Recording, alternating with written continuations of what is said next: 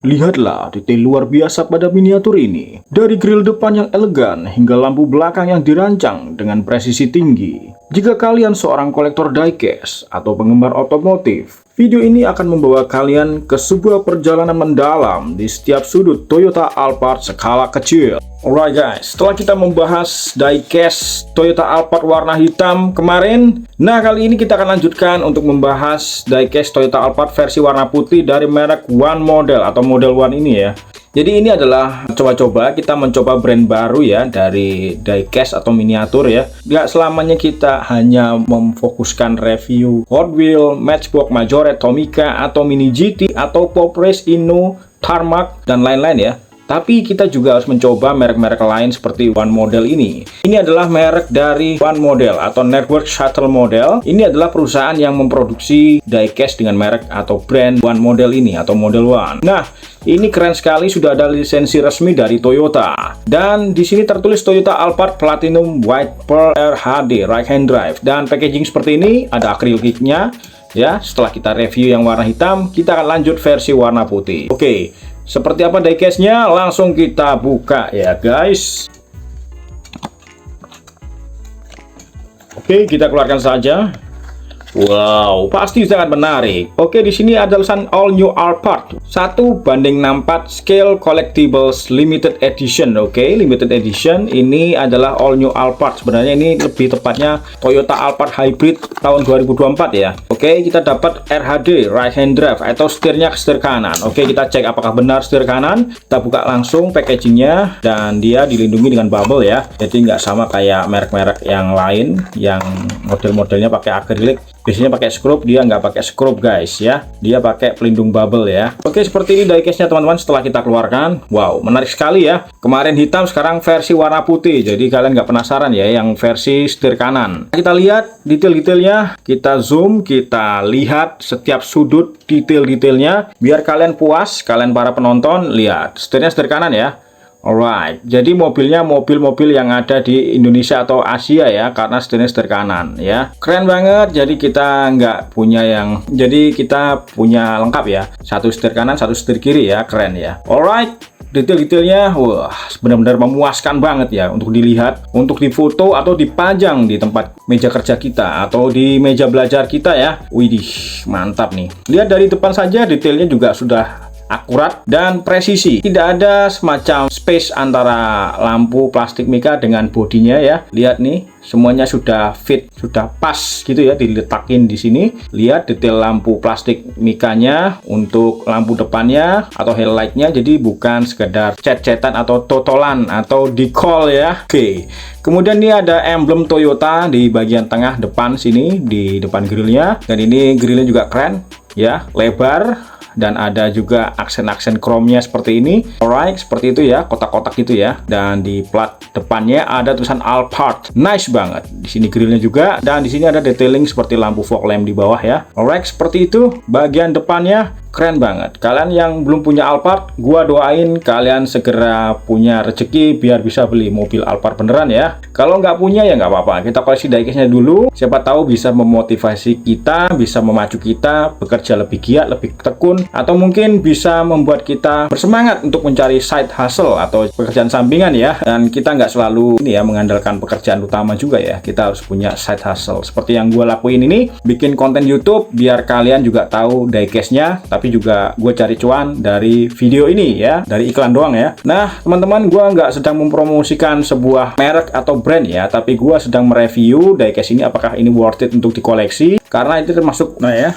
jadi memang begitu ya guys ya, keren ya. Jadi memang gue lagi nggak mempromosiin barang, tapi gue lagi coba-coba merek ini apakah worth it untuk dikoleksi atau enggak ya. Nah, seperti ini penampilannya, penampakannya teman-teman. Oke, bisa kelihatan ya guys. Oke bre, lihat nih ada sunroofnya juga ya di atapnya. Dan ini ada detail seperti ini ya, menonjol-menonjol gitu. Dan juga ada sirip hiu ya. Jadi untuk menambah aerodinamis ya. Alright. Keren ya. Well, it's okay banget untuk dikoleksi teman-teman ya, menurut gue ya. Oke, disclaimer ini nggak menyuruh kalian untuk beli ya, tapi Kalau kalian suka ya why not gitu loh. Nah, kalau kalian lihat detail dashboardnya juga kelihatan sangat bagus ya. Oke, meskipun setelah kita bongkar waktu kemarin yang review yang versi warna hitam itu dalamnya plastik ya. Oke, jadi bukan besi. Jadi untuk material diecast ini ya, disclaimer ya, ini yang gua pegang, yang gua rasain, dan fakta yang gua ini ya, yang gua pegang ini ya. Untuk bodinya memang metal, tapi untuk sasis atau ini ya, base ya, itu plastik. Dan juga untuk interiornya juga plastik. Dengan harga 200.000 bagi kalian yang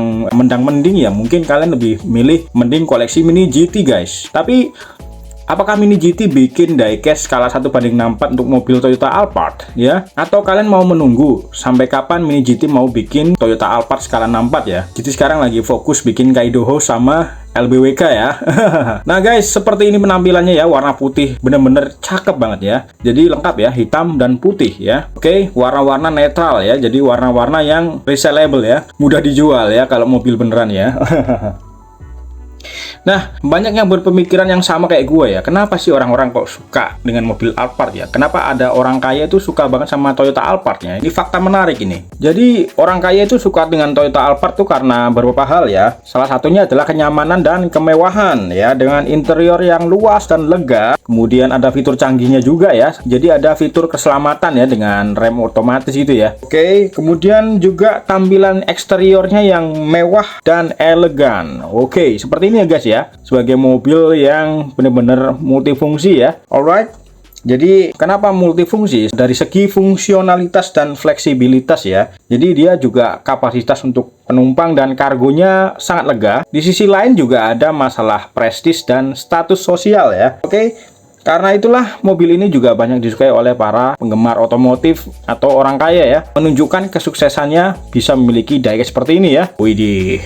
Kalau kita bicara mobil aslinya, orang kaya itu juga suka karena nilai resellnya yang baik ya. Jadi nilai jual kembali ya yang tinggi dan depresiasinya itu rendah teman-teman. Ya, makanya orang kaya itu suka mobil ini biar bisa dijual kembali dengan harga yang nggak terlalu jauh gitu loh ya. Alright, seperti ini detailnya ya. Kenapa kita jadi bahas mobil aslinya ya? Nah teman-teman, seperti ini ya. Ini keren ya. Di satu sisi brand ini menawarkan juga namanya suspensi ya. Jadi dia ada suspensi, jadi bisa kayak naik turun gitu ya. Karena di dalam sini ternyata ada sebuah lempeng yang bisa menjaga asnya supaya bisa seperti ini, bisa naik turun gitu ya. Jadi nggak hanya bisa muter doang kayak Mini GT, tapi juga bisa jungkat-jungkit ya. Jadi ini ada detail spionnya juga, tapi spionnya masih karet, mirip banget kayak Mini GT ya, masih karet tapi udah dicat ya, sini putih ya, keren. Kemudian untuk kacanya seperti ini ya, yang bagian depan sini bening ya, kemudian di belakang sini sudah mulai gelap ya. Oke. Jadi nggak terlalu kelihatan interiornya, cuman kalau interiornya sama ya.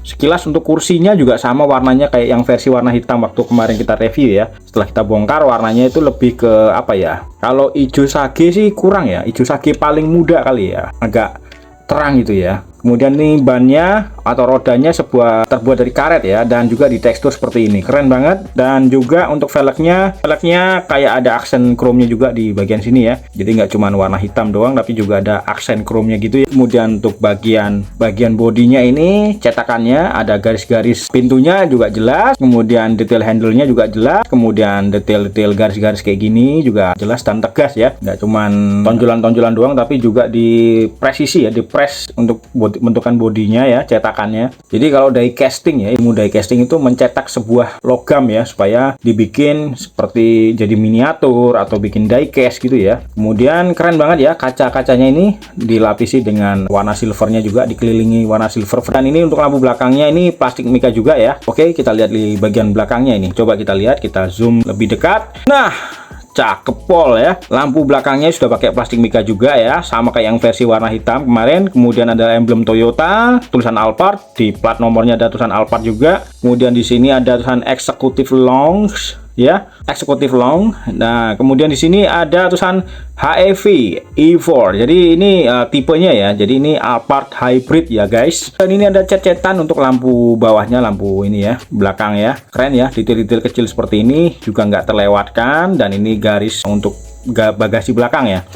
Oke, kemudian di sini juga ada detail ya, kecil banget di sini ada kayak lampu ini ya, lampu di atas ini ya warna merah, dan ini bagian ininya juga ya, bagian sayap untuk bagian bagasi. Oke banget, tapi kaca belakangnya juga gelap ya, gelap, nggak terlalu kelihatan. Fungsionalitasnya adalah ini ya, biar orang luar nggak bisa lihat di dalam, tapi orang dalam bisa lihat di luar ya, keren ya. Nah, yang jernih cukup di bagian depannya doang ya. Oke, seperti itu bagian supir dan juga bagian yang ini ya, sampingnya supir ya. Connect. Kemudian untuk bagian samping kiri, untuk detailnya sama kayak samping kanan. Di sini juga ada tempat pengisian bahan bakar ya. Jadi kalau misalnya menyesuaikan ya, bensin sama listrik ya, pakai bahan bakar yang mana, itulah enaknya kalau punya mobil hybrid ya. Jadi nggak repot-repot nyari colokan listrik atau nggak repot-repot nyari SPBU ya. Alright, bisa diganti-ganti ya, keren. Dan di sini detailnya juga keren ya, sudah ada detail kecil di sini ya. Kemudian di bagian base atau sasisnya ya, ini plastik seperti yang gua jelasin tadi ya, ini plastik guys. Jadi Oke teman-teman yang baru saja menemukan channel ini ya. Oke, siapa itu yang baru saja komen? Silahkan komen ya. Ya, jadi di video ini gua nggak cuman akan bawa kalian lebih dekat ke detail terkecil dari dunia otomotif ya, tapi juga bahas semuanya ya, termasuk informasi-informasi menarik dari sebuah mobil sehingga kalian itu juga dapat wawasan gitu loh ya. Nah, hari ini kita akan menjelajahi keindahan dan keunikan dari miniatur mobil mewah yang sangat populer ini ya, Toyota Alphard ya. Nah, lihat base-nya atau sasisnya ini plastik teman-teman, tapi detail gardannya juga sudah dibikin, dan ini ada detail knalpotnya juga. Kemudian detail ukir-ukiran di bawah sini ya, kayak di bawah mobilnya beneran persis ya. Ada tulisan one model ini untuk mereknya yang bikin ini. Kemudian ini ada skrupnya ya, kalau kalian pengen bongkar kayak kemarin versi warna hitam, tapi kayaknya nggak usah ya, karena kayaknya sama aja nih. Nah, ini bisa kelihatan ya, kursinya warna kayak hijau sage gitu ya, tapi lebih terang gitu ya. Ada suspensinya, enak ya, enak, bisa dimainin di saat kalian lagi bosen ya. Jadi nggak punya Alphard beneran, oke, kita pajang ini ya. Jadi biar memotivasi, memberikan semangat. Kalian yang belajar jadi lebih semangat ya, jadi tahu nanti gua kalau pengen kaya, gua harus menentukan arah hidup gua ya. Gua harus belajar bener-bener biar bisa masuk kampus yang bener-bener nanti bisa ngasih ini ya, channel kerjaan ya nanti ya. Oke, karena pada dasarnya HRD juga akan ngelihat itu kalian, oh lulusan mana ini. Nah itu ya, itu sekedar wawasan singkat ya teman-teman ya, tetap belajar bagi kalian yang masih belajar guys. Alright, keren seperti ini ya detail-detailnya, dan menurut gue ini menarik untuk dikoleksi teman-teman ya, dan gue lebih suka majang kayak gini ya. Oke, ini sekedar pelajaran aja ya, sekedar rasa ingin tahu aja. Ini gua nggak majang pakai ini lagi ya, bubble ya. Kenapa ya? Karena ini bahannya karet guys ya. Karet kalau ketemu dengan plastik terlalu lama nanti akan terjadi penipisan ya, kayak ada tekanan gitu loh. Makanya gua nyimpen yang versi warna hitam ini, gua kasih ini ya, sebuah ini ya, glue tack ya. Jadi buat nempelin bodinya doang ke ini ya, ke base ininya ya, tempat pajangannya ya. Nah, ini bisa kalian tempel pakai ini ya, glue tack ya. Kalian bisa nyari namanya glue tack atau tag gitu ya. Biasanya di toko-toko buku ada, atau toko ATK ya. Nah, ini gua pasang gini. Takutnya nanti bannya yang kalah ya, karena bannya karet, material karet. Terus gimana bang supaya awet ya? Kasih akrilik juga boleh, atau kasih ini ya, sebuah ini apa, silika gel ya yang kecil, taruh di sini juga bisa. Nah, ini buat menjaga kelembapan supaya catnya tidak ini ya, kropos. Wah, ribet dong bang, mending kita koleksi Hot Wheel aja. Koleksi Hot Wheel awet kan ya, bener sih. Tapi Hot Wheel kan memang gue yakin 100%, nggak 100% kalian itu nyimpen Hot Wheel juga nyimpen kartnya ya, nyimpen kartnya. Kalian kalau kalian lebih merawat kartnya ya, jadi kalau kartnya nekuk, rusak, bubble-nya retak, kalian pasti lebih, waduh harganya turun. Ntar ada yang komen lagi netizen di bawah, hey jaga lisan anda ya, jangan ngomong sembarangan sama merek Hot Wheel.